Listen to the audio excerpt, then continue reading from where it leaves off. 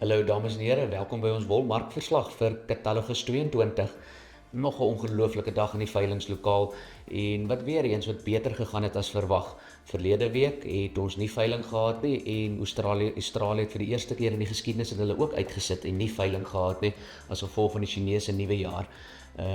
Dit het gemaak dat die volumes redelik opgehoop het na hierdie veiling toe. Australië het net bietjie meer as 50,000 bale aangebied en omtrent so 10,000 bale vir die Suid-Afrikaanse skeersel op die veiling vir die dag. So die algemene twyfel was gewees hoe die mark daai hoeveelheid gaan absorbeer en ek dink oor die algemeen het meeste van ons dalk die mark sywaartse beweging verwag, maar dit het uitstekend gegaan. Weer eens veral op daai spesialiteitstipes, goed geklasseerde, gesond gegroeide wol het net pragtig verkoop. And yeah, we sold Joanne Webber, some of her Hoggett bales, 16 micron Joanne Webber from Grahamstown, 250 rand.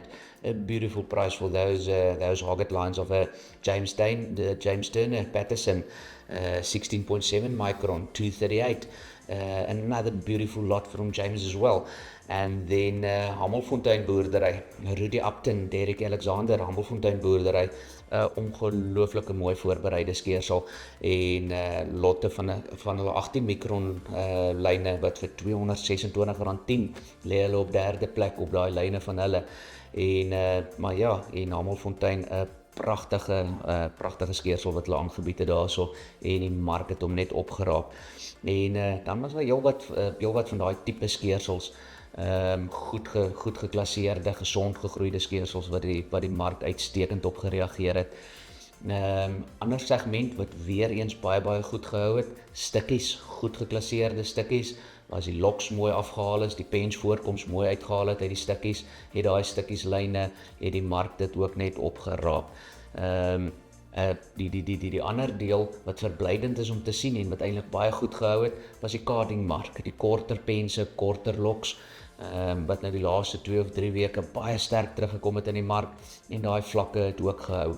So dit bly net 'n goeie teken van 'n mark wat ek dink wat nou op 'n redelike plek is waar almal gemaklik is om besigheid te doen teen hierdie vlakke. So hierdie vlakke lyk gesond en dit lyk volhoubaar vir die medium na kort termyn toe.